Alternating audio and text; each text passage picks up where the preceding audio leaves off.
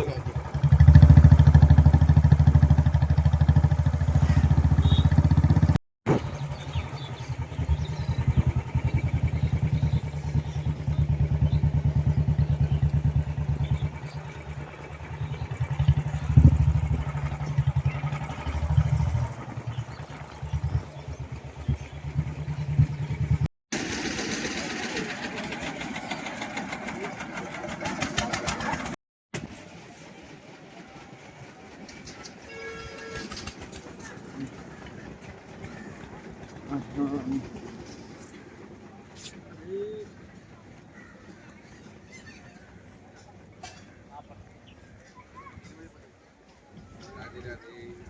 राधे राधे।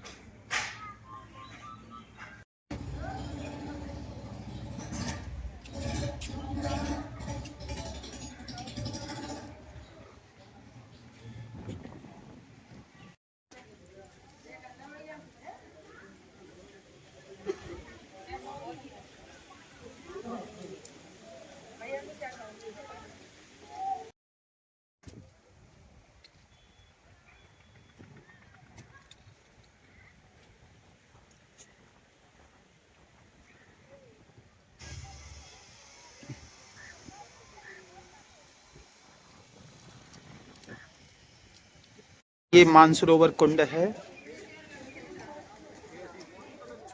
ये मानसरोवर कुंड है। ये राधा रानी के आंसुओं से बना हुआ कुंड है।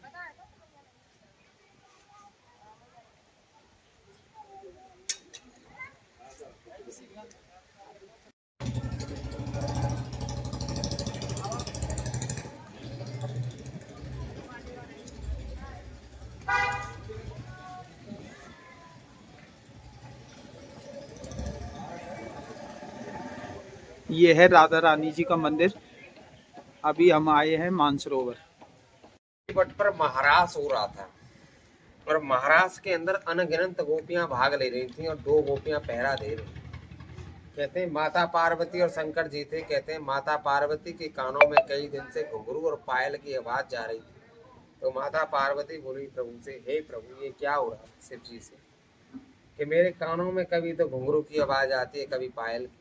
उन्होंने कहा ये तो कृष्ण है, नटखट गोपियों के साथ महारास कर रहा है। तो पार्वती जी ने हट करा, चलो हम भी प्रभु महाराज देखेंगे कैसा महाराज है।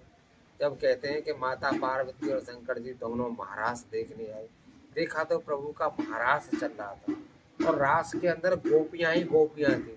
जितनी गोपियां थी उतने ही कृष्ण के रूप में उन्हें कृष्ण दिखाई दे रहे थे। परंतु जब ललिता विशाखा सखी पहरा दे रही तो माता पार्वती को प्रवेश तो मिल रहा था, लेकिन भोले बाबा को प्रवेश नहीं मिला। उन्होंने कहा कि प्रभु आपको कैसे प्रवेश, यहाँ तो गोपियां ही गोपियां हैं, गोपियों के बीच में पुरुष जाति नहीं।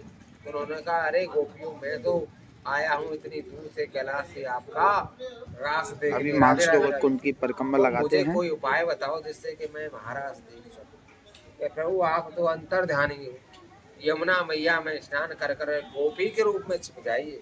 तो कहते हैं भोले बाबा ने यमुना मैया में स्नान कर कर और गोपी का रूप बदल लिया। गोपी के रूप में कुंड है। जब रास में प्रभु घुसे तो अति प्रेम परिक्रमा लगा रहे हैं। वो मंदिर की चोटी है। सारी सखियों के बीच अभी 3 बजे खुलेंगे पट। भगवान ने अचानक से पहचान लिया कि 2:30 बज रहे हैं। गोपेश्वर महादेव कहा कि आप तो गोपेश्वरी हुई सके। तो गोपेश्वरी के नाम से पुकारा और अपने आसन पर बैठा लिया। तो राधा रानी गुस्सा हो गई, राधे राधे भैया पता ले जाओ। तो राधा रानी गुस्सा हो गई। उन्होंने कहा कि ये प्रभु क्या कर रहे हैं, नई गोपी आने से अनगिनत प्रेम कर, हर जगह पर बैठने की तो व्यवस्था इतना है। प्रेम करा नहीं। तो राधा रानी गुस्सा होकर जंगल के अंदर आते, जिस युग में कहते हैं भगवान का अवतार हुआ का जंगल है। तो ये जंगल ही जंगल था किसी जमाने में, आज भी ये जंगल है, लेकिन तो आज यहाँ बहुत कुछ है भैया। तो यहाँ जब भगवान को मनाने के लिए आई है राधा रानी ने, को फिर इस जंगल में उन्हीं पैरों को पग को पहचान पहचान कर बोल वो आए हैं श्री कृष्ण भगवान राधा रानी को देखने। तो राधा रानी को यहीं मिली है उन्हें। तो यहाँ एक मंदिर और है ऊपर जहाँ चरण सेवा, जहाँ राधा रानी के चरण दबाए।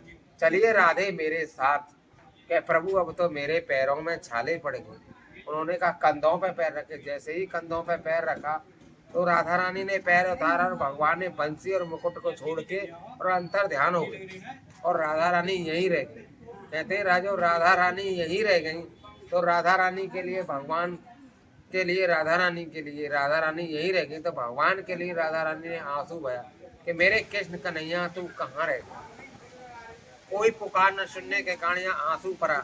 आज भी यहाँ की धरती का पानी खारा है और आंसू पड़ने के कारण यहाँ मानसरोवर बना और राधा रानी यहीं विराजमान हो गई।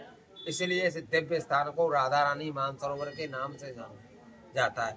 एक मंदिर सामने है, वो पुराना मंदिर है जहाँ राधा रानी की काली शिला काली पड़ गई थी। राधा रानी देख रोते रोते और वहाँ मुक्त दर्शन होते हैं राधा रानी के। एक ये मंदिर है जहाँ राधा रानी के चरण दबाए और यहाँ शरद पूर्णमासी के दिन रात्रि के ठीक 12 बजे यहाँ बंसी और मुकुट का भी दर्शन होता है। जबकि उस समय कहते हैं भगवान श्री कृष्ण राधा रानी को छोड़ के अंतर ध्यान हो गए थे और राधा रानी यहीं रह गई। कहते हैं बरसाने में कहीं भी जन्म स्थान है, लेकिन इस राधा रानी मानसरोवर स्थान पर भगवान से बिछड़ी है राधा और रह गई है। और जो सच्चे मन से सच्चे भाव से जो मांगता है उसकी हर मनोकामना भी पूरी होती है। कोई किसी किसी की तरह की कामना लाता है भाव के साथ, उनकी मनोकामना पूरी होती है। और यहाँ कम से कम 2, 4, 6, 10 हजार श्रद्धालु रोजाना दर्शन के लिए भी आता है राधा रानी की कामना के। राधे राधे। राधे राधे। बोलो राधा रानी की जय।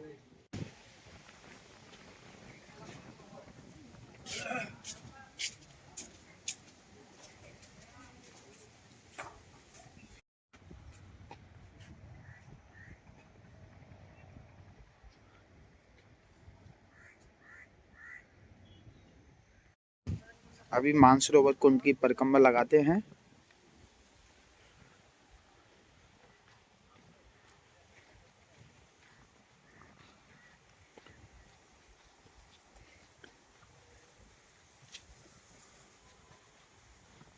ये कुंड है पूरा और भी भक्त परिक्रमा लगा रहे हैं। वो मंदिर की चोटी है। अभी 3 बजे खुलेंगे पट, अभी 2:30 बज रहे हैं। इसमें कृष्ण भगवान राधा रानी जी के चरण दबा रहे हैं।